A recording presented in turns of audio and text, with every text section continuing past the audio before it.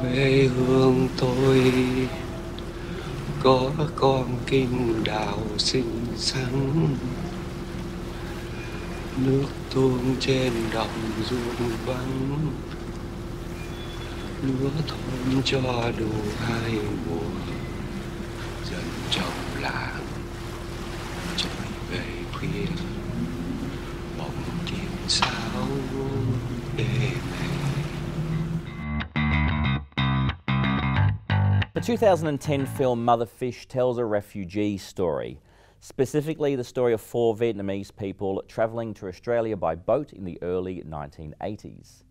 It is a film by filmmaker and Young Australian of the Year recipient Qua Do, inspired by his own experiences arriving in Australia by boat when he was 2 years old. Mother Fish was also inspired by Qua Do's desire to make a film that would encourage Australians to once more empathise with the plight of boat people. How's your sister?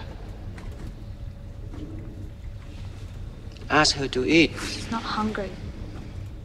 I promise I will look after you. To who? My mum? What, my dad?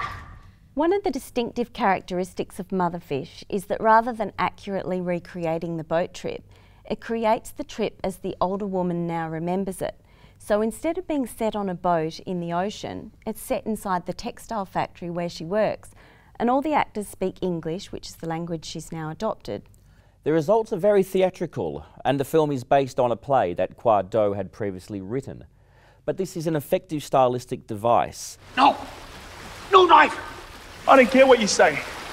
I'm going to fight. You think I don't want to fight? I'm not going to let anything happen. You kill us if you fight.